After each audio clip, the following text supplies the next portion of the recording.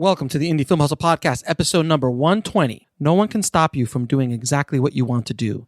If you can accept that the cavalry won't come, and if you can be the cavalry, it gives you a chance to be happy. Mark Duplass. Broadcasting from the back alley in Hollywood, it's the Indie Film Hustle Podcast, where we show you how to survive and thrive as an indie filmmaker in the jungles of the film biz. And here's your host, Alex Ferrari. Welcome, my Indie Film Hustlers, to another episode of the Indie Film Hustle Podcast. I am your humble host, Alex Ferrari. Now, today's show is sponsored by VideoBlocks. Now, VideoBlocks is a subscription-based stock media company that gives you unlimited access to premium stock footage everyone could afford. If you're looking for like extra exterior shots or things that you might want to incorporate into any of your projects, whether that be a narrative, documentary, music videos, commercials, these guys got you covered. They've got unlimited daily downloads from a library of over 115,000 HD video clips, as well as a huge selection of After Effects templates for like opening credits, motion graphics, titles, company logos, as well as motion backgrounds as well. It's pretty amazing. And on average, subscribers pay less than $1 per download in a course of a year.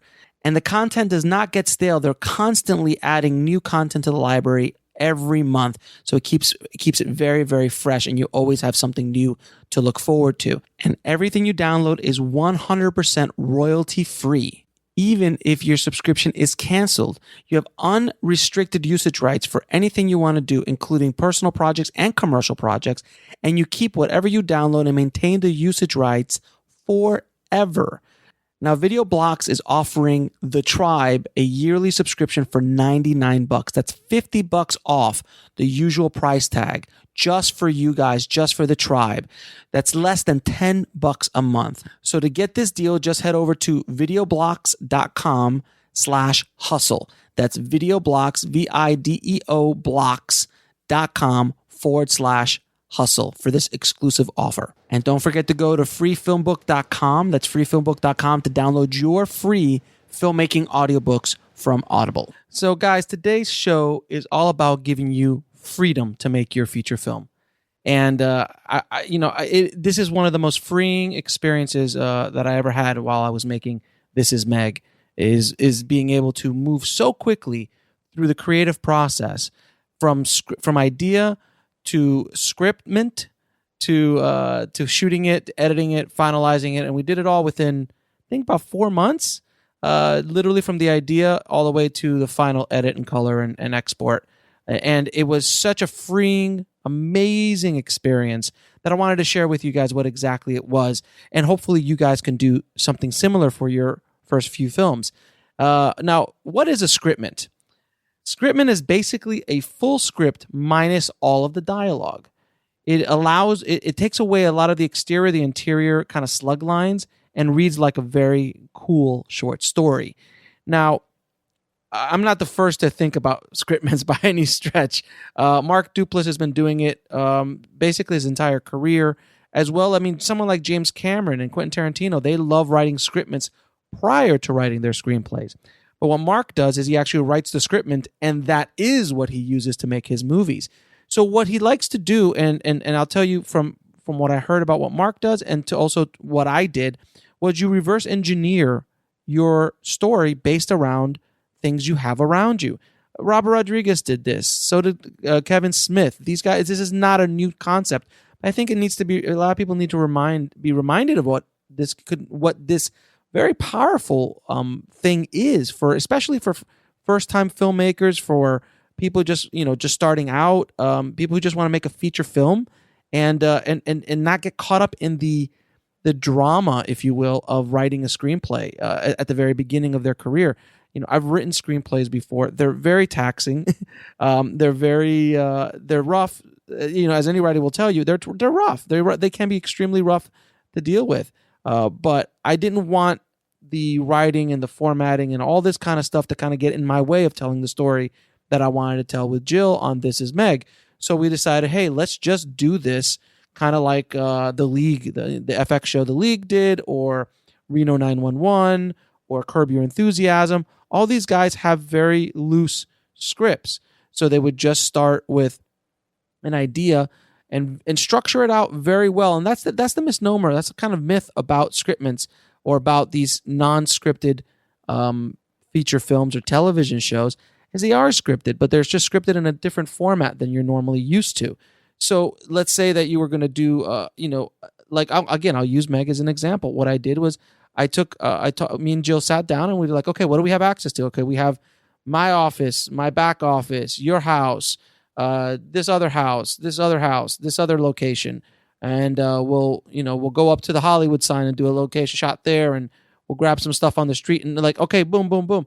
And once we knew all of our locations and all the things we had access to, we started writing around that idea and started, building everything around what resources we had at our disposal. And by doing that, we were able to construct a screenplay or a scriptment fairly quickly. Jill did a lot of heavy lifting and came up with the story. I gave her my notes and like, hey, no, you know what? We have this location. Let's try to change it over here. And, gave her some guidance in regards to the production aspects of things and what we had access to. But, she came up with this scriptment that was at the end almost like 45 pages. So it wasn't like, we just threw a 3 or 4 page outline together and ran. It was a pretty detailed scriptment. And there were scenes that were fully scripted out. And there were other scenes that were very loosely scripted out, So once the movie gets released, I can talk a little bit more about specific scenes in the movie. And you guys, and inside the Indie Film Syndicate, I'm going to be going over this in detail in the coming weeks and months on how exactly we did this. So by doing this, guys, we were able to get this movie done so quickly. And a lot of people who work with Mark Duplass, especially screenwriters, they just are in awe of how quickly they're able to put stuff together. Like he'll come up with an idea and 6 months later, they're done. Like literally done 6 months later, because he keeps the budgets very low. And that's the other thing too. You keep the budgets very low. You use what you've got. It's a collaborative art. You need a lot of help from a lot of different people to make something like this happen, but it's extremely doable. And you write around what you have. And it's not that difficult to do, honestly. You have to use proper structure. You have to get your storyline and everything organized properly. Have your points, your hero's journey, or whatever kind of story you want to tell. If it's a 3-act story, if it's a 4-act or 6-act story, or a 2-act story, you can do so, but just organize it out. And then when you get on the set, this is what happens. When you get on the set, you've already hopefully talked with your actors prior to getting on the set. When you do that, when you get on the set, you could start riffing, and you go, "Okay, guys, this is what this scene's really about. We need to hit this plot point, and this plot point, and we have to hit these marks. How you get to those marks is completely up to you, but we need to hit these marks in order for the story to continue to move forward." And when you allow actors to really feel free to do so, the magic that comes out is pretty remarkable. Now, again, you have to hire the right actors who are really kind of versed in improv and are comfortable doing this. But you'll be surprised at a lot of actors who are able to do this. And also, when you're casting actors, this is on a side note, when you're casting actors, try to cast people who are very close to the role that they're going to play. So that it's not a complete stretch for them to do. I mean, look, Daniel Day-Lewis is Daniel Day-Lewis. Robert De Niro is Robert De Niro. And, all these guys, Meryl Streep's Meryl Streep. But generally speaking, if you as a director or as a filmmaker can cast someone who's close to the character that you are trying to have them portray, it's going to make things a lot easier, because at the end of the day, you don't want them to act. You want them to be. You want honesty out of those performances. And if they can be themselves and just come up with lines or read lines that you've written for them, all the better. And that's how we were able to do what we did on This Is Meg so fast. Is Jill actually wrote the screenplay, or wrote the scriptment around her friends. And she talked to her friends before she wrote the scenes. And she knows, like, I know this person and I'm going to write the scene based on her or based on him, on their characters, on their people. And then, I know I can get this performance out of Carlos or Deborah or Joe or Krista. And that's how we wrote the scenes out. And we kind of found things on the day. And it's so freeing. It's so exciting and so fun, because you really don't know what's going to happen as a director, as a filmmaker. And a lot of times I was just there trying to capture the lightning in the bottle. We'll be right back after a word from our sponsor. And now back to the show. That was my job, was there to just capture the lightning that was coming off in front of that lens. It's my job to capture it and then to mold it when I get into the editing room. But that is the power of a scriptment. And it's something that I think a lot of filmmakers, the screenplay, at least for me, was always this big monstrous thing that had to be perfect and had to be read perfectly. And, if the formatting wasn't right or the way you said things wasn't right or this or that, it just created so many obstacles from actually going out and making your movie that I think that this scriptment is a way to loosen those shackles, if not shake those shackles completely off, where you could, in theory, grab $1,000 and go make a movie. Grab a camera, grab some lights, maybe even lights, maybe no lights, grab some audio, get some friends together, make a movie. This is what Mark Duplass did. This is what Joe Swanberg did. This is what Lynn Shelton did. These guys all did that, and they kind of just ran with it. And they made some really fun, heartfelt movies by doing so. And I don't think it's something that you guys can't do yourselves. Now, it also depends on the kind of story you're trying to tell, guys. If you're trying to tell a story that's super action-packed, big thing, big action sequences and all that kind of stuff, this process might not work for you. This process will work, though I'm interested to one day try this formula on an action movie or on a horror movie. I'm really curious to see, and I might do that in the future just to see what happens. And it has been done to the horror genre as well. So, obviously the biggest example of that was Blair Witch. The Blair Witch Project was done. They did that. There was literally no script. They just kind of were guided along, and the actors kind of made everything up as they went along. So it can work in those genres as well. But if you have a lot of big science fiction or big visual effects and things like that, you really have to plan certain things out. But there's no reason why some of the dialogue in those scenes cannot kind of riff like this. But again, you have to keep that budget low. And I kept the budget under $25 million, like I say all the time, for This Is Meg, and kept it in a budget range that I felt very comfortable with by doing this kind of work. But I know that Mark Duplass and those kind of guys, they'll work with under $1 million budget, sometimes a little bit over $1 million budget. I know Drinking Buddies, the movie with Olivia Wilde, Jake London, and Anna Kendrick by Joe Swanberg. That movie budget was about $550,000, something like that. It was his biggest movie ever, budget-wise. And that movie was completely done by this way. It's just that's Joe's process. That's how he likes to work. And I understand. Once I did it with This Is Meg, it's so fun, so freeing, and the actors get to really have fun with the characters and create the characters on the fly. And by just being able to loosen things up a little bit, it works so wonderfully. And again, this is not for everybody. But I think for a majority of you guys out there, for at least a portion of you guys listening to this, this might be a way for you to get off the ground, to get your first feature made. You do very low risk. Again, $1,000. If you guys can't raise $1,000 by asking your parents and friends, you're in deep trouble, my friends. So you got to at least raise $1,000, let's say. Get somebody who owns a camera or shoot it with your iPhone, for God's sakes. Do something like that. Make sure your sound is good. Make sure your visuals are decent, and go tell your story. Make a movie. There's very little risk involved there. When you start getting into the $50,000, the $100,000, the $200,000, the $1 million, you guys better know what the hell you're doing. Before you get going, you better have a distribution plan and all that kind of stuff. But at this level, at that low budget, under $10,000, you can have some fun and experiment. So if you don't feel comfortable doing with a feature film right away, do it with a short. Take $50, take $100, and go make a few shorts like this. Get your feet wet and see how it works. Do a few scenes. Do a few 5-minute short films like this. Again, keep the budgets really low, $100. No more, because if you start doing like $200, $300, $400, $500, well, shit, then you could go make a feature at that point.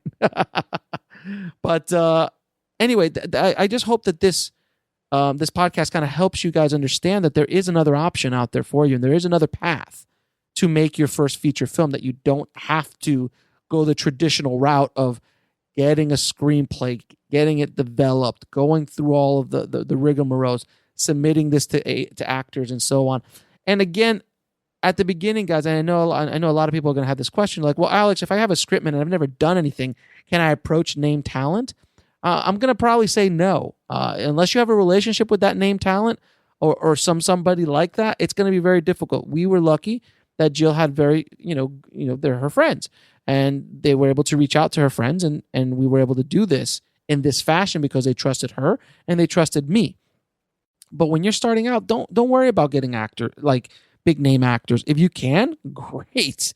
It all helps, even if it's, TV actors or people that we recognize or just good, solid performers. Great. But don't get caught up in that. That's another obstacle. Again, you go look at Mark Duplass, go look at Joe Swanberg, go look at Lynn Shelton. All of those movies, when they first started out, did not have names in them. They just wanted to tell a good story with their friends or people that they knew who could act and so on. So that's what I would recommend for you guys to do as well, is to go in, get a bunch of your friends or actors that you can find to go out and have some fun with. And that's a big key point, guys. Have fun. This should not be stressful. There should not be anger and hijinks and drama and all this kind of stuff. It should be fun, guys. If not, you'd go out and get real jobs. You know what I mean? I know it's hard work, and I know sometimes it's stressful, and I know it can be a little bit overbearing sometimes making movies and being an artist in this sense. But at the end of the day, man, you have to have fun. And if you don't have fun, that shows up on the screen. And when you guys finally see This Is Meg, I hope you can sense the fun we had. We had no drama at all, ever on the set. Everything flowed so beautifully, so wonderfully, all the way through the editing to the final part, to the final, cut of the movie and the final color and the mix and everything. It all just worked so beautifully, and I've never experienced an artistic endeavor like that in my entire career. And I was like, wow, because I completely loosened the shackles. I completely just said, fuck it. I'm just going to go out and do this. I'm not going to think about it. I'm not going to think about, oh, I got to do this or I got to do that, and this is the way I have to do it. I finally, after 20 odd years, decided, you know what? I'm not going to listen to what everybody else is doing and do. And I'm going to do it my way. And for me, it's working, and I did Meg at a budget that I can feel very comfortable with, that I can continue to do those kind of movies indefinitely if I have to. Joe Swanberg has made like 32 feature films. 1 year he made 6 feature films. I'm going to put in the show notes my links to both Mark Duplass and Joe Swanberg's keynote addresses at South by Southwest, and backgrounds on both those guys, because if you want to study people, the process, these guys are definitely two guys that you should definitely look at and study their processes. And again, of course, the show notes are at indiefilmhustle.com/120. But again, Joe was one of those guys that just kind of decided to keep making movies. He's like, well, if no one's going to pay attention to me, at least I'm going to be prolific. And that was such a great way of looking at it. He's like, I'm just going to keep making movies. And he made 6 feature films. He made it with his, I don't know if it wasn't VHS, but it was mini DV cameras. He just went out and shot with a bunch of friends. No stars, no faces, no marquee value. He just said, hey, I'm going to go make some indie movies. And he did, and he sold them. He didn't sell them for a lot, but he sold them. And he was able to make, that year, he said he was able to make $50,000 or $60,000 by selling 6 movies, and having some other movie money come in. In that keynote address, he really talks a lot about the financials of how he was able to make it. And it's so wonderful to hear. He's very honest and tells you exactly what you want to hear. So definitely check that out, indiefilmhustle.com/120 in the show notes for his keynote speech, because it's really amazing. But back to Scriptments. Again, I just want to give you guys the tools to feel free to make your movies. No matter where you are in the world, I want you to be able to feel free to make these kind of movies and just go out and make them. And then from there, that grows to the next level and the next level and next level. And one last thing before I go, guys, I want you to just, please, and I've said this before in the podcast, but I'm going to continue to repeat this until people understand it. We'll be right back after a word from our sponsor. And now back to the show.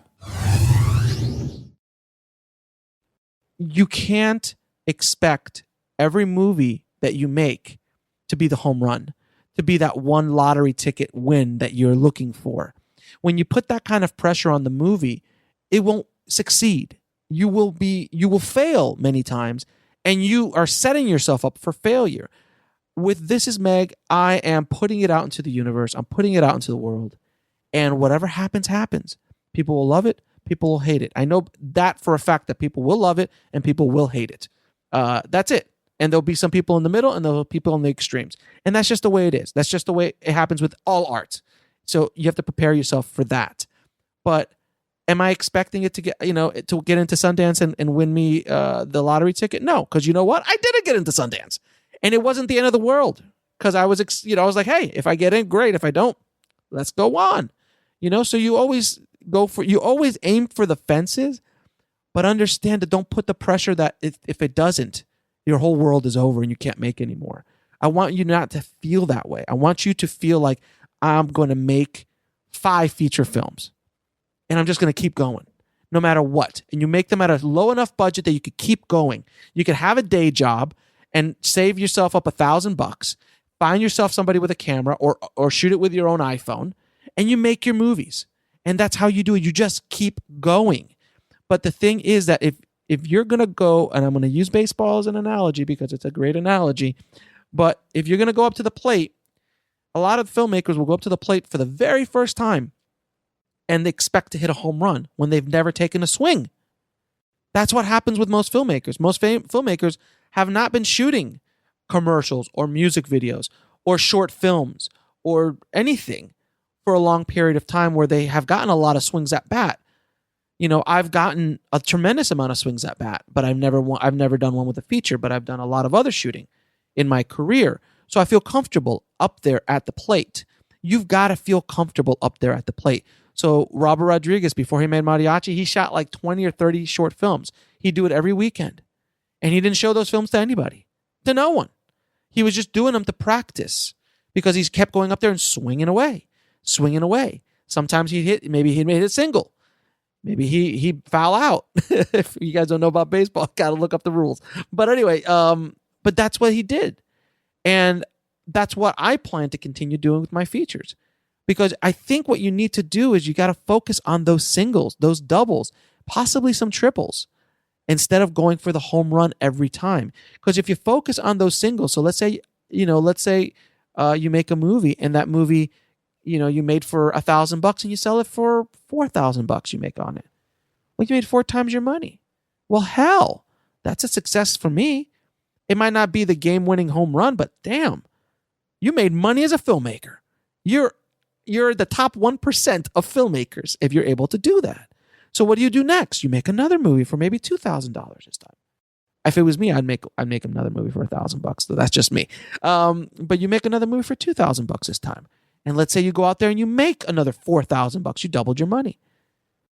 And you move on. And you make another movie for $2,000. And that other movie makes $10,000. And all of a sudden, somebody's looking at you. Some people are like, hey, this guy's making movies. This girl's making movies. How much do you need for your next movie? And you go, well, I feel comfortable now. I need about $6,000 or $7,000 to make the next movie. Or I want $10,000 for the next movie. Okay, great. Now, mind you, you're working other jobs to make a living and all this stuff, but you're making art and you're building up a business, and it takes time to do that. So I want you guys to focus on the long game. And I've said this a million times. Focus on the long game. And a Scriptment can do that for you. It can help you get that movie made very quickly, where you could, in theory, make a movie, 2 movies in a year once you get the ball rolling. Next year, I'm going to announce it. I'm going to announce it today. I'm already in prep for my next movie. I'll announce it after the new year sometimes. I don't know. I'm working on the Scriptment as we speak. And I already have a second one I'm working on as well. So my goal next year is to shoot one feature and at least begin either shooting or in pre-production on the second one, and see if I can do 2 in 1 year. That would be ideal for me next year. Without anything happening with This Is Meg. You notice I'm not even paying attention to This Is Meg. This Is Meg is going to do what she does, but I'm not putting any pressure on her. I'm moving along with or without her, without anything that she happens to bring. If she gets sold for $1 million or for $5,000, or it gets a manager or it gets a producer to come in and give me money for another movie, I'm not counting on any of that. I'm only counting on what I can control. And what I can control is going off and making another movie. And getting ready to make a third movie, and so on. And that's the mentality that I think filmmakers starting out who want to tell their stories, who want to make a living doing this, have to do. And I hope this podcast brought some light into your darkness. No, brought some light to the subject and shows you and kind of informs you that there is another way. There is another way to go make a movie. There is another way to get your feature filmmaking career started and going off. And by the way, this can work for series too. If you want to make a little pilot and like a bunch of webisodes, web series, or you want to create a pilot to pitch to Netflix or to Hulu or to Amazon or Crackle or one of these guys, this process works wonderfully. Because if you're able to create, and this is what Mark Duplass, I'm going to go back to Mark, my man Mark, he was able to pitch Togetherness, an HBO show, and ran 2 seasons on HBO based on this premise. This is how he worked on that show. I don't know if he did a pilot or anything like that beforehand, but this is how he did the show. And it was wonderful because it was very low cost. And you know what studios love? Low cost, high quality. They love that. And if you can get something out to a point where you can do that, you're going to work. You're always going to work, guys. So just keep that in mind. So it can translate to a lot of things, but we're focusing on feature films right now. But I hope this helps you guys. I really do. Because I think sometimes I've had to go through all this pain in my career to be able to share this information with you guys. And I hope that I can continue not going through pain. Hopefully, I hope I don't go through too much more. But you know what? At the end of the day, guys, honestly, your failures and your pain is what makes you a better person, and what makes you a more informed person. It makes you who you are.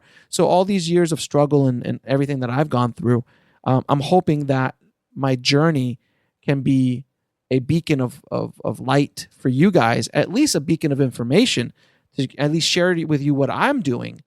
And hopefully it can translate and help even one of you guys out there. It's worth it. I know that sounds really cliche, but that's I think it makes sense. So thank you for listening to my ramblings this week, guys. I hope it was helpful to you. And we will continue doing more Ask Alex episodes in the future. You guys keep sending me tons of questions.